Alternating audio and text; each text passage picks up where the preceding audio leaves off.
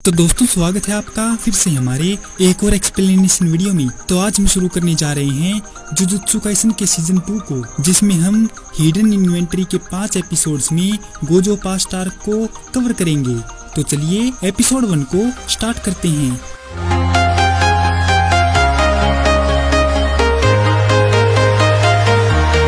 ये साल 2006 की बात है, जब साटोरू गोजो और सुगुरु गेटो टोक्यो जुजुत्सु हाई स्कूल में सेकेंड ईयर के स्टूडेंट हुआ करते थे। सुगुरु गेटो शापित आत्माओं की तलाश में अंधेरी गलियों में घूमता है, क्योंकि वे अक्सर वहां दिखाई देती थी। इस गली में गेटो को एक शापित आत्मा मिलती है जो एक डेड बॉडी को खा रही है। तभी गेटो अपनी तकनीक कर्स सोल मैनिपुलेशन से उस शापित आत्मा को पकड़कर कंज्यूम कर लेता है। एक बात और, गेटो जब चाहे इन शापित आत्माओं को बुलाकर अपने मन मुताबिक काम भी करवा सकता है। गेटो शापित आत्माओं को निगलने के एक्सपीरियंस को बताता है कि इसका स्वाद उस गंदे कपड़े जैसा है जिससे उल्टी या पोटी साफ की हो। गेटो गोजो को बता रहा है कि इंसान बहुत बुरे हैं और वो उन्हीं इंसानों के लिए जुजुत्सु जादूगर बनकर उनकी रक्षा करता है। ये सब 2006 में शुरू हुआ। ग्रेड 1 सोर्सरर मेई मेई और ग्रेड 2 सोर्सरर यूटाहिमे इओरी को हमामात्सु शहर में पैरानॉर्मल एक्टिविटीज और लापता विक्टिम से भरी एक शापित हवेली की जांच करने का मिशन दिया जाता है, जिसके बारे में भूतिया अफवाहें फैली हुई हैं। बहुत से लोग वहां गए तो लेकिन वापस नहीं आए। एक असिस्टेंट सुपरवाइजर उनको उस स्थान पर ले जाती है और यूटाहिमे वहां एक कर्टन डालना शुरू कर देती है। तो मेई मेई यूटाहिम को बीच में रोकती है और उसे बताती है कि ऐसा करने की जरूरत नहीं होगी, क्योंकि वे बिल्डिंग के अंदर से कर्स को भगाने जा रहे हैं। वे दोनों उस घर में जाते हैं और हर कमरे में फैले कचरे और गंदगी को देखते हैं। यूटाहाइम डर जाती है, जबकि मेई मेई शांत रहती है और सजेशन देती है कि उन्हें हर एक मंजिल पर जाकर जांच करनी होगी। यूटाहाइम ना चाहते हुए भी मान जाती है और कमरों की जांच करने लगती है, लेकिन कुछ ही देर में वो दोनों एक ही मंजिल पर एक दूसरे से भिड़ जाते हैं।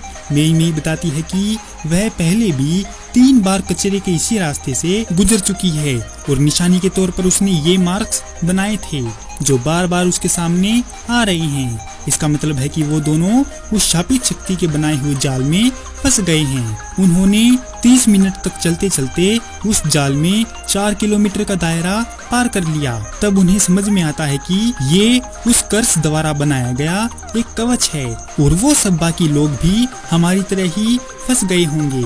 मेई मेई को भरोसा है कि जिस शापित आत्मा की वे तलाश कर रहे हैं वो कमजोर है और वे उसे भगा सकते हैं, लेकिन पहले उन्हें इस कवच को तोड़ना होगा। यूटाहाइम कदमों का कैलकुलेशन करके पता लगाती है कि ये कवच गोल नहीं बल्कि सीधा है और हमारे चलने के साथ साथ ये हर बार अपना रास्ता बनाता है, और अगर हम उल्टी दिशाओं में अलग अलग भागेंगे तो ये रास्ता जुड़ नहीं पाएगा और टूट जाएगा।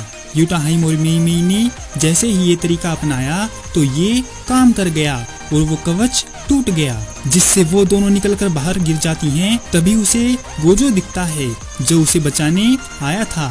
यूटाहाइम इन सब से बहुत डर गई थी, जिसे लेकर गोजो उसका मजाक उड़ाता है तो यूटाहाइम उस पर गुस्सा हो जाती है। तभी शोको आकर यूटाहाइम को थोड़ी इज्जत देती है तो यूटाहाइम बोली कि वो उन 2 कमीनों की तरह बिल्कुल ना बने। तभी गेटो गोजो को कहता है कि कमजोरों को छेड़ना गलत बात है, जिस पर गोजो बोला कि अपने से ज्यादा ताकतवर को वही छेड़ता है जो बेवकूफ होता है। इसके बाद मेई मेई और यूटाहाइम को पता चलता है कि वो 2 दिन तक इस बिल्डिंग में फंसे हुए थे। ये सुनकर मेई मेई सीनियर से 2 दिन काम करने के एक्स्ट्रा पैसे चार्ज करने की बात कहती है और उन तीनों से वहाँ कवच ना बनाने के बारे में पूछती है। गोजो गेटो और शोको सभी हैरान होते हैं, क्योंकि किसी ने भी वहाँ कवच नहीं लगाया था। वे सभी जुजुत्सु हाई में लौटते हैं और मासामिची यागा अपने स्टूडेंट की क्लास लगाता है और पूछता है कि तुम तीनों में से किसने कहा था कि वो खुद वहाँ कर्टन लगाएंगे, और तो और तुम लोग अपने असिस्टेंट सुपरवाइजर को भी पीछे छोड़ आए और कर्टन लगाना ही भूल गए। गेटो और शोको जल्दी से गोजो की ओर इशारा करते हैं तो गोजो बोला कि सर जी, हम इस बात को यहीं भूल जाएं तो अच्छा होगा। इतना कहते ही मासामिची गोजो को बढ़िया वाला घुसंड पेलता है। इसके बाद वो तीनों जिम में टाइम पास करने के लिए चले जाती हैं, जबकि शोको गोजो के चश्मे से खेल रही है। गोजो बोला कि हम जो जुजुत्सु का काम करते हैं उसे नॉन सोर्सरर से छिपाने की क्या जरूरत है, और वैसे भी ये कमजोर लोगों की रक्षा करना बड़ा ही बोरिंग है। जबकि गेटो का मानना है कि कमजोरों की रक्षा करना हर जुजुत्सु जादूगर का कर्तव्य है। गोजो गेटो के उसूलों का मजाक उड़ाता है और उनकी बातचीत में तनाव बढ़ जाता है। सोको ये देखकर भाग जाती है, जबकि सुगुरु गेटो एक अभिशाप बुलाता है और गोजो को बाहर चलकर निपटने के लिए कहता है। उनकी लड़ाई होने ही वाली थी कि इससे ठीक पहले मासामिची कमरे में आ गया और बताया कि उन्हें एक मिशन पर जाना है। उन्हें मास्टर टेंगेन को एक स्टार प्लाज्मा वेसल, जो कि एक लड़की है, उसे मास्टर टेंगेन को सौंपना है ताकि वो उससे मर्ज हो सके। गोजो स्टार प्लाज्मा वेसल और टेंगेन के रिश्ते को लेकर उलझन में होता है। मासामिची और गेटो गोजो को समझाते हैं कि टेंगेन के पास अमरता की तकनीक है, वो जैसे जैसे बूढ़े होंगे तो उनकी तकनीक नया शरीर बनाने लगेंगी और वो एक ऊंचे दर्जे के जीव बन जाएंगे जहां उनकी मर्जी नहीं चलेगी। लेकिन स्टार प्लाज्मा वेसल के साथ उनको मर्ज करके हम ऐसा रोक सकते हैं, नहीं तो वे इंसानियत और हमारे लिए खतरा बन सकते हैं। इसीलिए मास्टर टेंगेन हर 500 साल में एक स्टार प्लाज्मा वेसल ढूंढते हैं। ऐसा करने से उनकी तकनीक शुरू से काम करती है। इसके बाद यागा बताते हैं कि स्टार प्लाज्मा वेसल की लोकेशन लीक हो गई है और उस लड़की की जान खतरे में है। दो खतरनाक ग्रुप लड़की के पीछे हैं। पहला है क्यू, जो टेंगेन को रोककर जुजुत्सु सोसाइटी को तबाह करना चाहता है, और दूसरा है टाइम वेसल एसोसिएशन। मासामिची बोले, अगले 2 दिनों में तुम उस लड़की को सही सलामत यहाँ लेकर आओगे। याद रहे, अगर तुम नाकाम हुए तो आम इंसान मारे जाएंगे।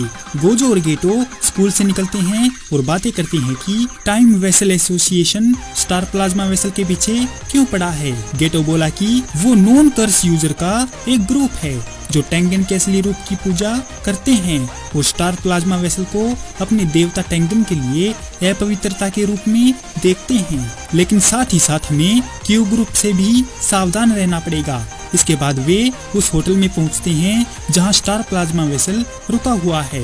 गेटो अंदर जाता है और फोन पर बात करते हुए वो गोजो को घमंड ना करने के लिए कहता है, लेकिन गोजो बोला कि वो ऐसा ही रहेगा। जैसे ही गेटो वेसल के कमरे के पास पहुंचता है और दरवाजे की घंटी बजाता है तो एक लड़की जवाब देती है कि वो आ रही है। तभी अचानक एक बम ब्लास्ट हो जाता है। गेटो धमाके से खुद को बचाने के लिए एक शापित आत्मा का इस्तेमाल करता है और लड़की को इमारत से गिरते हुए देखता है। वह लड़की को मरने से पहले पकड़ने के लिए एक उड़ती हुई शापित आत्मा को बुलाता है और वेसल को बचा लेता है।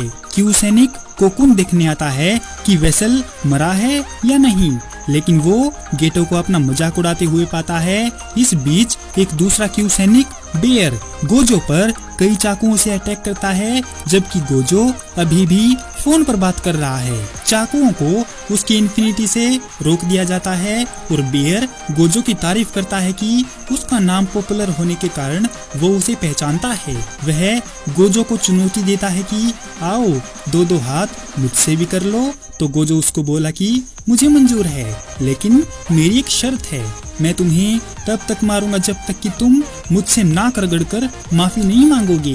पास की एक बिल्डिंग के फर्स्ट फ्लोर के अंदर 2 आदमी कांच की खिड़कियों से देख रहे हैं कि Q group star plasma vessel को मारने की कोशिश कर रहा है। शियू कांग एक आदमी को जेनिन कहकर बुलाता है, जिसे वेसल को मारने का कॉन्ट्रैक्ट दिया जाता है। वह आदमी कहता है कि अब वो जेनिन नहीं बल्कि फुशिगुरो है। ये कौन है? ये है मेगुमी फुशिगुरो का पिता तोजी फुशिगुरो। इसी के साथ यह एपिसोड यहीं पर खत्म हो जाता है। लेकिन एक दुख की बात है, हमें अब जुजुत्सु ट्रोल नहीं दिखेंगे। तो दोस्तों, कैसी लगी आपको जुजुत्सु काइसन सीजन 2 के एपिसोड 1 की ये एक्सप्लेनेशन वीडियो? अगर आपको यह वीडियो पसंद आई हो तो इस वीडियो को लाइक और हमारे चैनल को सब्सक्राइब जरूर करें। आपका हमारी वीडियो देखने के लिए बहुत बहुत धन्यवाद और शुक्रिया।